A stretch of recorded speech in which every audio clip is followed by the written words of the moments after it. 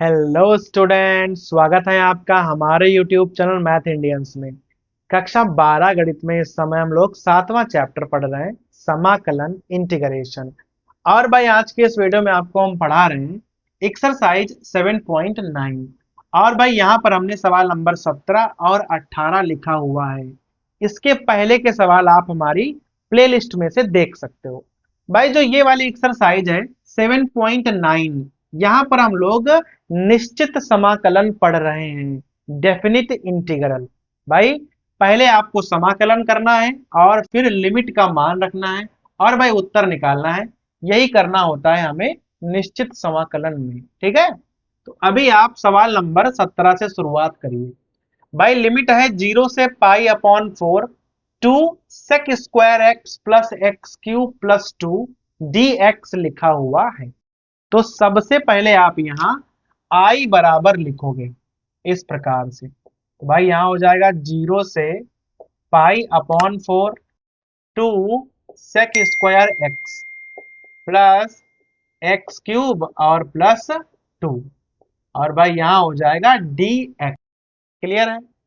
अब आपको भाई देखो यहाँ पर 3 पद हैं, तो तीनों पदों का आप यहाँ पर डायरेक्ट समाकलन कर सकते हो।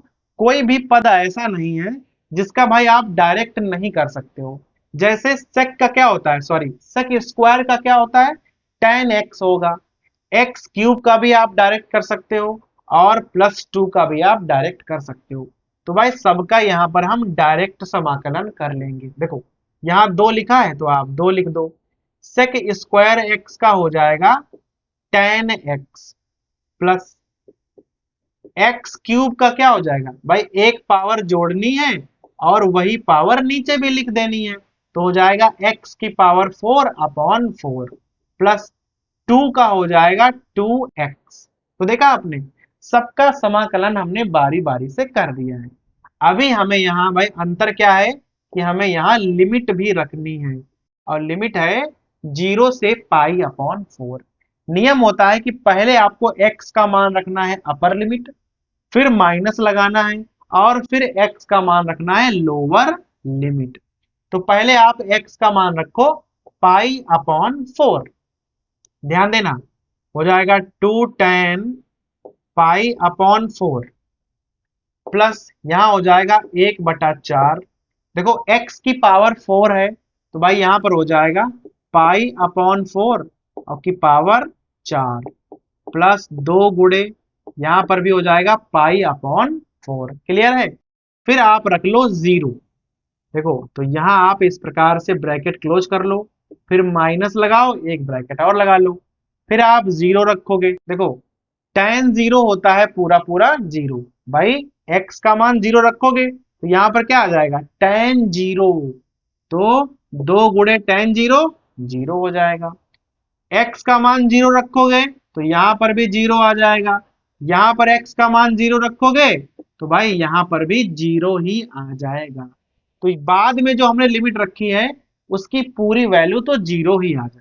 अब भाई यहां पर देखो ध्यान दो, 2 tan पाई अपॉन 4, तो tan पाई अपॉन 4 का मान हो जाएगा 1।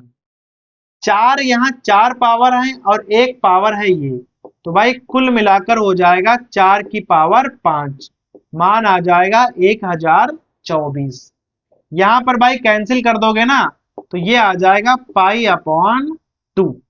इसके आगे भाई आप इसे हल नहीं कर पाओगे, तो आप इतना ही आंसर छोड़ दोगे।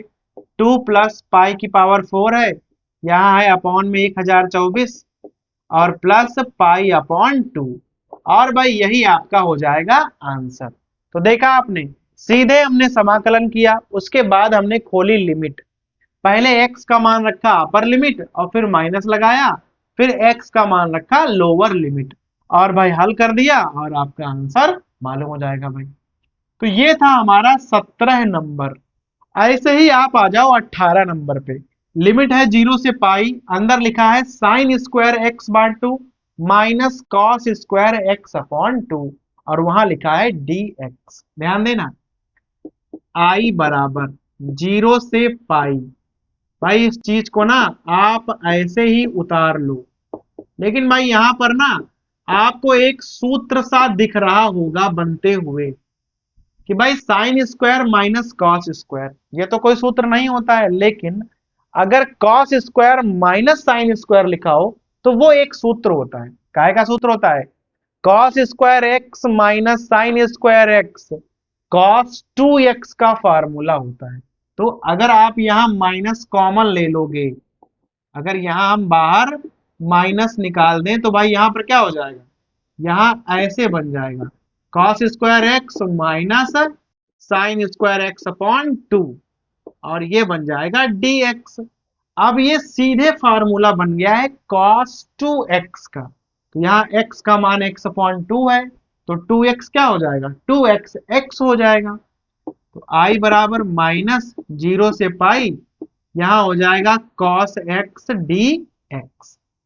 cos x का आपको ना करना है समाकलन, क्या हो जाएगा, सीधा होता है sin x, यहाँ लिमिट है 0 से पाई। भाई साइन की खास बात है कि साइन पाई का भी मान 0 होता है और साइन 0 का भी मान 0 होता है।